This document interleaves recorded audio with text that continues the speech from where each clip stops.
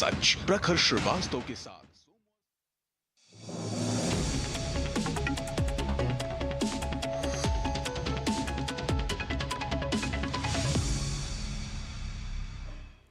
नमस्कार, स्वागत आप सभी का डीडी न्यूज के इस खास बुलेटिन एक्सप्रेस 100 में, जहां आपके लिए लेकर आते हैं राजनीति, मनोरंजन, देश दुनिया, खेल और व्यापार जगत की सभी बड़ी खबरों को एक्सप्रेस यानी फटाफट अंदाज में।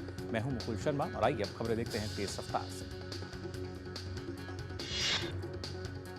प्रधानमंत्री नरेंद्र मोदी गुजरात दौरे पर। प्रधानमंत्री नरेंद्र मोदी आज गुजरात के सोमनाथ मंदिर जाएंगे। इस दौरान प्रधानमंत्री प्रथम ज्योतिर्लिंग भगवान सोमनाथ मंदिर में विशेष पूजा अर्चना करेंगे।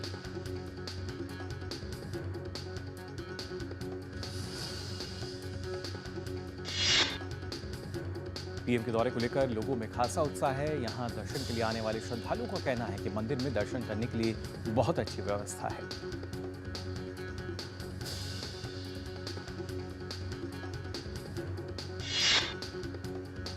केंद्रीय गृह एवं सहकारिता मंत्री अमित शाह आज गुजरात दौरे पर रहेंगे। गृह मंत्री नवनिर्मित श्री गोवर्धन नाथ जी मंदिर का उद्घाटन करेंगे। Amit Shah Shri GC high school में विद्या भवन और सांस्कृतिक भवन का भी उद्घाटन करेंगे और वहां मौजूद लोगों को संबोधित करेंगे। उपराष्ट्रपति जगदीप धनखड़ केरल और हैदराबाद के एक दिवसीय दौरे पर रहेंगे। सबसे पहले वो तिरुवनंतपुरम में भारतीय विचार केंद्रम द्वारा आयोजित चौथा पी परमेश्वरन स्मृति व्याख्यान देंगे। उपराष्ट्रपति हैदराबाद जाएंगे और आईआईटी हैदराबाद के संकाय कर्मचारियों और छात्रों के साथ बातचीत करेंगे। उत्तराखंड के चमोली में हिमस्खलन में फंसे 55 मजदूरों में से 51 को बाहर निकाल लिया गया है। इनमें से 4 मजदूरों की मौत हो गई। जोशीमठ और बद्रीनाथ में श्रमिकों का इलाज जारी है। वहीं बचे हुए बीआरओ श्रमिकों की तलाश युद्ध स्तर पर जारी है। बचाव कार्य में वायुसेना की भी मदद ली जा रही है। रमजान के पवित्र महीने की शुरुआत हो गई है। आज रमजान का पहला रोजा है। प्रधानमंत्री ने देशवासियों को रमजान की मुबारकबाद दी। रमजान को लेकर बाजारों में जबरदस्त चहल पहल देखी जा रही है। लोग बड़ी संख्या में खरीदारी करने के लिए बाजार में उमड़ रहे हैं।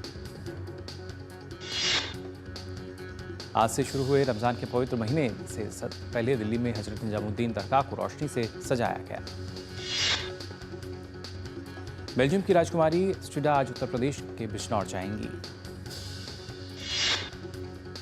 राजकुमारी स्ट्रिडा की अगुवाई में बेल्जियम के करीब 70 लोगों का डेलीगेशन आज बिजनौर चांदपुर मार्ग स्थित एग्रिस्टो मासा कंपनी की फैक्ट्री में पहुंचेगा। बिजनौर में 750 करोड़ रुपए निवेश की नई यूनिट का शिलान्यास होगा। इस कार्यक्रम में उत्तर प्रदेश के मुख्यमंत्री योगी आदित्यनाथ भी शामिल होंगे। छत्तीसगढ़ सरकार के मंत्री केदारनाथ कश्यप ने नारायणपुर जिले में अबूझमाड़ शांति हाफ मैराथन को हरी झंडी दिखाई। मध्य प्रदेश के मुख्यमंत्री मोहन यादव ने शोधपीठ कार्यालय परिसर में प्रदर्शित भारतीय कृषि वैज्ञानिक परंपरा पर केंद्रित आर्ष भारत प्रदर्शनी का अवलोकन किया। मध्य प्रदेश के मुख्यमंत्री मोहन यादव ने कहा कि जिन किसानों ने धान की फसल लगाई है, जल्द उनके खातों में 4,000 रुपए प्रति हेक्टेयर की राशि डाली जाएगी। हरियाणा के पूर्व मुख्यमंत्री और कांग्रेस नेता भूपेंद्र सिंह हुड्डा ने रोहतक में कांग्रेस की कार्यकर्ता हिमानी नरवाल की हत्या पर दुख व्यक्त किया। हिमाचल प्रदेश मंडी में अंतर्राष्ट्रीय संस्कृति परेड का आयोजन किया गया।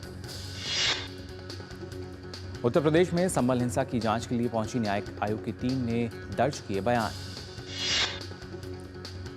मध्य प्रदेश के मुख्यमंत्री मोहन यादव ने उज्जैन में विक्रमादित्य न्याय वैचारिक सम्मेलन का उद्घाटन किया। राजस्थान के मुख्यमंत्री को जान से मारने की धमकी देने के आरोप में 4 लोगों को गिरफ्तार किया गया। उत्तर प्रदेश में अलीगढ़ मुस्लिम विश्वविद्यालय में फायरिंग से 11वीं की छात्र की मौत हो गई। पुलिस घटना की जांच में जुटी हुई है। राजस्थान के मुख्यमंत्री भजनलाल शर्मा भरतपुर के केवलादेव खाना राष्ट्रीय उद्यान पहुंचे। उत्तर प्रदेश में आगरा के काकारोल क्षेत्र में 2 वाहनों की टक्कर में 5 लोगों की मौत हो गई। विदेश राज्य मंत्री पवित्रा मार्गरिटा में ओरिएंटल रिपब्लिक ऑफ क्वेक से निर्वाचित राष्ट्रपति यामांडू ओरिसी के शपथ ग्रहण समारोह में शामिल हुए। टोक्यो में राष्ट्रपति शपथ ग्रहण समारोह में भारत का प्रतिनिधित्व करने पर उन्होंने खुशी जाहिर की। साथ ही प्रधानमंत्री नरेंद्र मोदी की ओर से उरुग्वे की सरकार को शुभकामनाएं दी।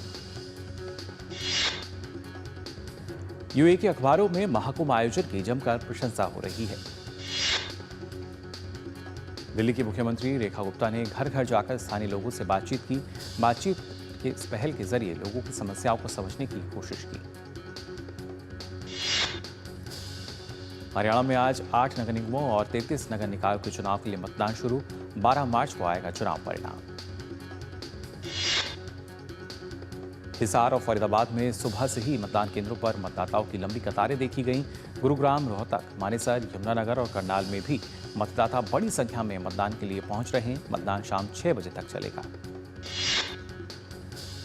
महाराष्ट्र के मुख्यमंत्री देवेंद्र फडणवीस ने ठाणे में 35वीं महाराष्ट्र राज्य पुलिस खेल प्रतियोगिता 2025 के समापन समारोह को संबोधित किया। सीएम फडणवीस ने सम्मेलन के दौरान कहा कि राज्य में 3 नए कानूनों के कार्यान्वयन और महिलाओं बच्चों के खिलाफ हिंसा को रोकने के तरीकों सहित विभिन्न विषयों पर चर्चा शुरू की गई। दिल्ली के प्रदूषण स्तर पर लगाम लगाने के लिए पर्यावरण मंत्री मनजिंदर सिंह सिरसा ने 31 मार्च 2025 से 15 साल से पुराने वाहनों को पेट्रोल पंपों पर ईंधन नहीं देने की घोषणा की। मोटापे के खिलाफ fit India Sunday on cycle कार्यक्रम में कई लोगों ने हिस्सा लिया। दिल्ली में यमुना का होगा कायाकल्प। सरकार कर रही है क्रूज चलाने की तैयारी। रूट हुआ तय। Delhi tourism and transport development corporation ने 2 सोलर और इलेक्ट्रिक बैटरी पावर क्रूज चलाने के लिए RFQ जारी किया। भारत से 5 महिलाएं अपनी ही कार से चलाते हुए दक्षिण पूर्व एशिया होते हुए न्यूजीलैंड तक का ऐतिहासिक यात्रा पर निकली। दिल्ली की मुख्यमंत्री रेखा गुप्ता ने इस यात्रा के फ्लैग ऑफ समारोह में हरी झंडी दिखाकर 5 माताओं को रवाना किया।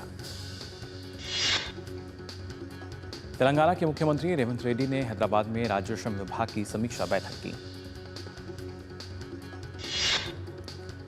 तमिलनाडु में रामेश्वरम के कई हिस्सों में जमकर बारिश हुई। तमिलनाडु में थुथुकुडी शहर के कई हिस्सों में तेज बारिश के बाद सड़कों पर जलभराव देखने को मिला। घाटी में ताजा हिमपात के चलते लेह बर्फ की सफेद चादर से ढका हुआ नजर आया।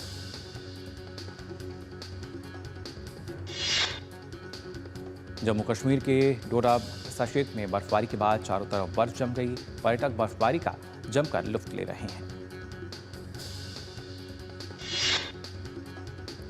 फरवरी लगातार 12वां महीना है जब जीएसटी कलेक्शन 1.7 लाख करोड़ रुपए से ज्यादा रहा। फरवरी का ग्रॉस जीएसटी कलेक्शन 1 साल पहले की समान अवधि के मुकाबले 9.1% ज्यादा रहा। अमेरिकी इलेक्ट्रॉनिक वाहन कंपनी टेस्ला ने भारतीय बाजार में कदम रखने की अपनी योजना के तहत मुंबई के बाटाकुला कॉम्प्लेक्स में अपना पहला शोरूम खोलने के लिए एक लीज समझौता किया। सरकार की बेहतर नीति और प्रत्यक्ष लाभ हस्तांतरण प्रणाली का फायदा उठाकर वित्तीय वर्ष 2024 और 25 में भारत की प्रति व्यक्ति जीडीपी मौजूदा कीमतों पर 2.35 लाख रुपए तक पहुंचने का अनुमान। भारत का संचयी कोयला उत्पादन अप्रैल से फरवरी की अवधि में 928.95 मिलियन टन रहा, जो कि पिछले साल की अवधि में 878.55 मिलियन टन था। ये सालाना आधार पर 5.73% की वृद्धि को दिखाता है।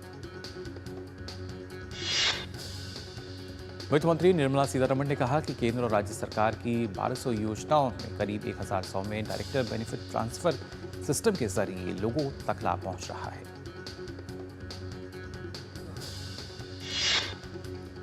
और फिलहाल एक्सप्रेस 100 में हम यहाँ रुकने एक छोटे से ब्रेक के लिए जल्द लौटते हैं।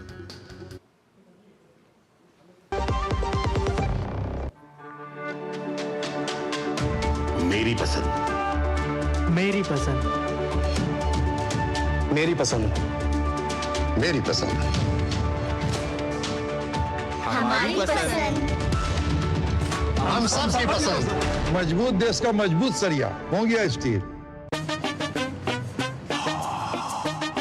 कैसे धंधा बढ़ेगा, कैसे गल्ला चलेगा, कैसे टाइकून बनेगा, ये काफी नहीं बेटा, जो स्कूटर है तेरा कब रॉकेट बनेगा। सिर्फ अक्षर बढ़ाने से बिजनेस बढ़ता तो हर बड़ा बिजनेस यही करता। बिजनेस बढ़ता है क्रेडिट से। अपनी दुकान में क्रेडिट ऑन यूपीआई अपनाओ। कस्टमर्स को यूपीआई पे क्रेडिट मिलेगा तो कस्टमर्स बढ़ेंगे और उनकी शॉपिंग भी। क्या समझे? अपने पेमेंट पार्टनर से संपर्क करें।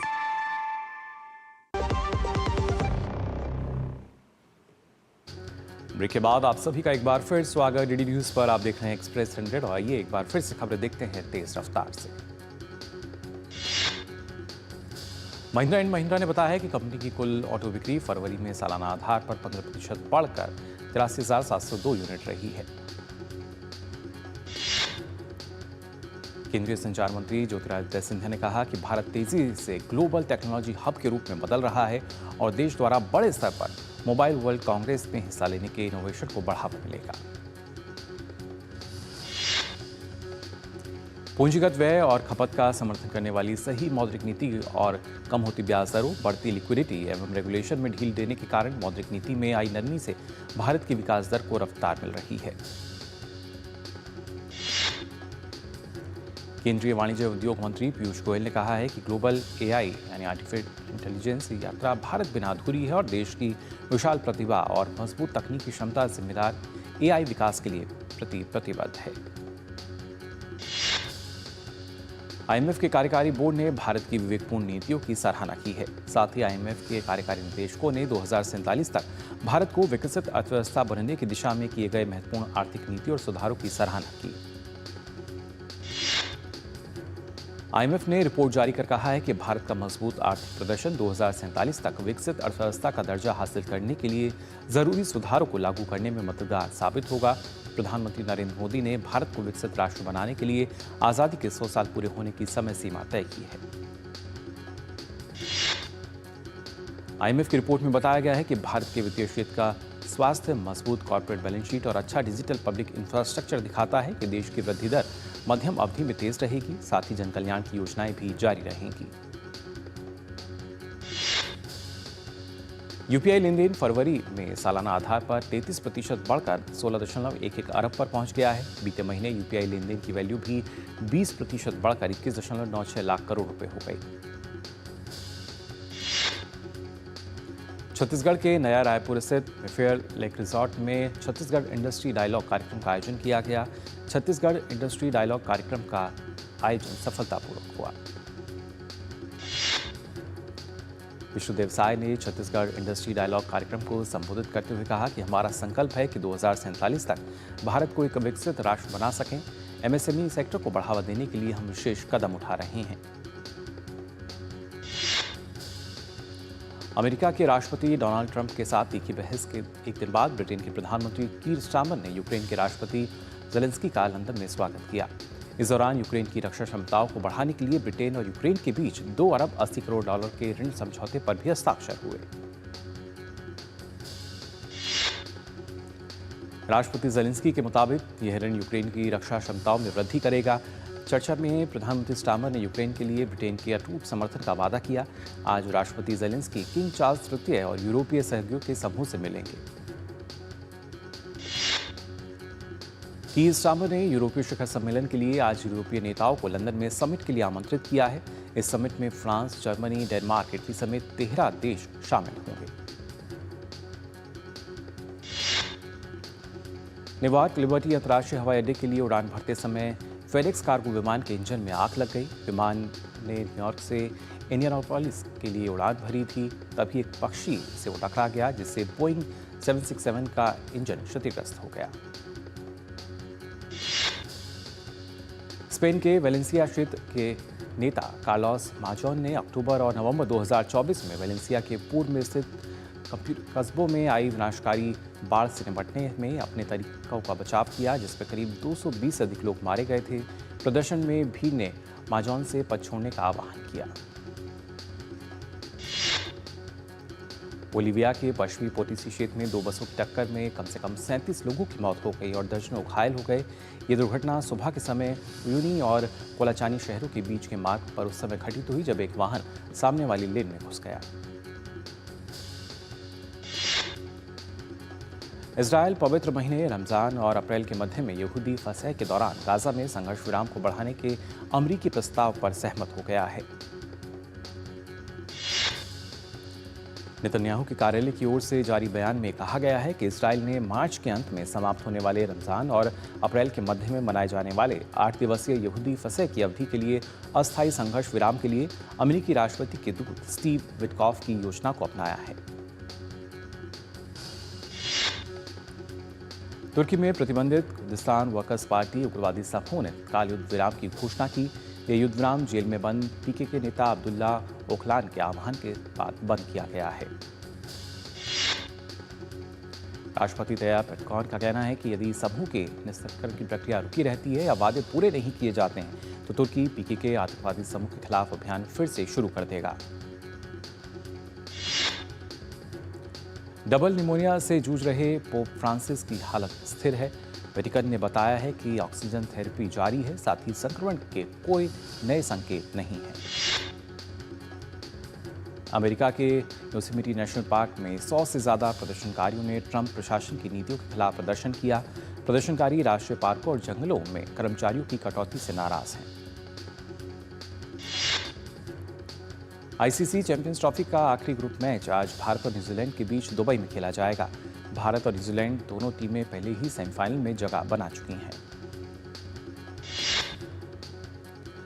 आज का मुकाबला जीतने वाली टीम सेमीफाइनल में ऑस्ट्रेलिया से भिड़ेगी, वहीं हारने वाली टीम का मुकाबला साउथ अफ्रीका से होगा। भारत और न्यूजीलैंड चैंपियंस ट्रॉफी में दूसरी बार आमने सामने होंगे। इससे पहले साल 2000 में टूर्नामेंट के फाइनल में न्यूजीलैंड ने भारत को हराकर खिताब जीता था।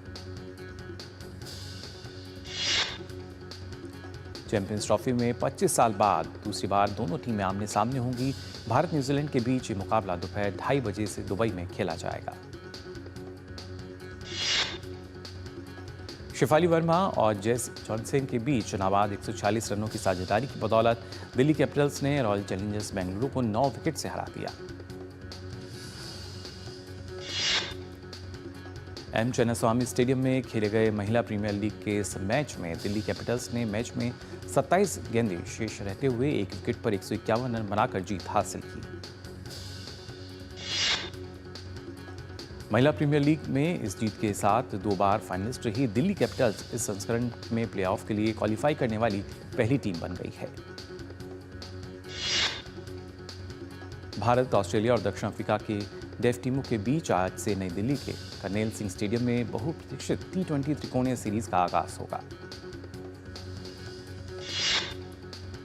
सीरीज का पहला मुकाबला आज भारत और दक्षिण अफ्रीका के बीच होगा।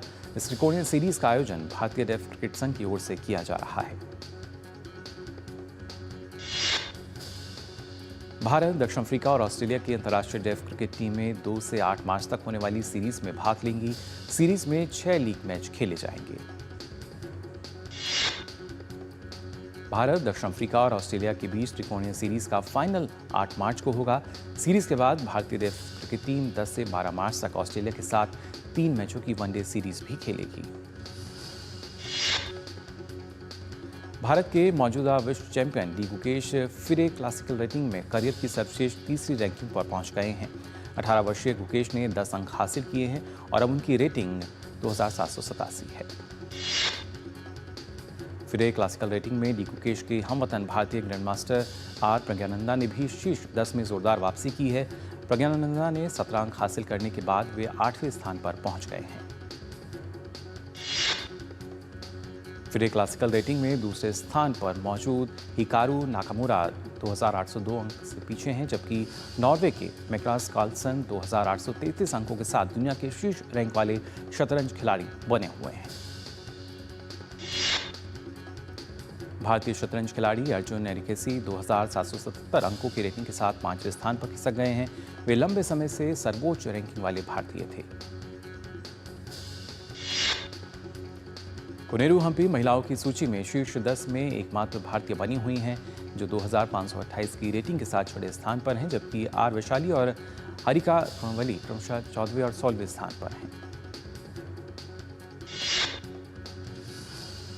ओलंपिक पदक विजेता जेवलिन थ्रोअर नीरज चोपड़ा ने प्रधानमंत्री मोदी के भारतीय नागरिकों से मोटापे के खिलाफ लड़ाई में सक्रिय जीवन शैली बनाए रखने के लिए fit India Sunday on cycle में भाग लेने की एक बार फिर से अपील की। फिट इंडिया के ऑफिशियल इंस्टाग्राम हैंडल पर जारी वीडियो में नीरज चोपड़ा ने कहा है कि नमस्ते fit India Sunday on cycle fitness और प्रदूषण को नियंत्रित करने का बेहतर तरीका है, इसलिए हर रविवार को साइकिल पर जरूर चलाएंगे। दुलकर सलमान ने अपनी नई फिल्म आई एम गेम में आएंगे नजर। दुलकर सलमान की ये 40वीं फिल्म है।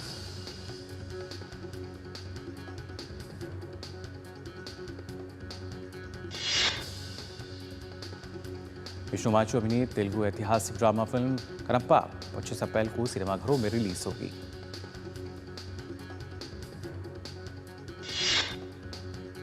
भूषण कुमार और निर्देशक अनुराग बासु की अगली फिल्म मेट्रो इन दिनों का फैंस को बेसब्री से है इंतजार। अजीत की फिल्म गुड बाय रखली 10 अप्रैल को होगी रिलीज। फैंस को फिल्म का है बहुत दिनों से इंतजार। इम्तियाज अली की वेब सीरीज ओ साथीरे OTT पर लेकर आ रहे हैं। सीरीज में अदिति राव हेत्री, अविनाश तिवारी और अर्जुन रामपाल नजर आएंगे। अभिषेक बनर्जी की नई फिल्म महासंगम का ऐलान हो गया है।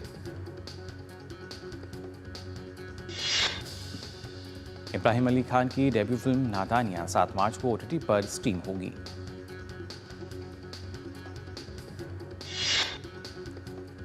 The waking of a nation web series 7 मार्च को OTT पर स्ट्रीम होगी।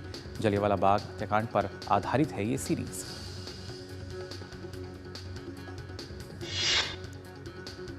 कंगना रनौत की फिल्म इमरजेंसी 17 मार्च को OTT पर होगी रिलीज।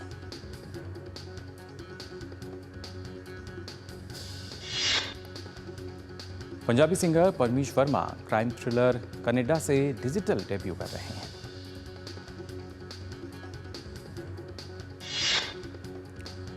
फिलहाल के लिए एक्सप्रेस 100 में बस इतना ही, लेकिन देश और दुनिया की तमाम खबरों के लिए आप देखते रहिए DD न्यूज़।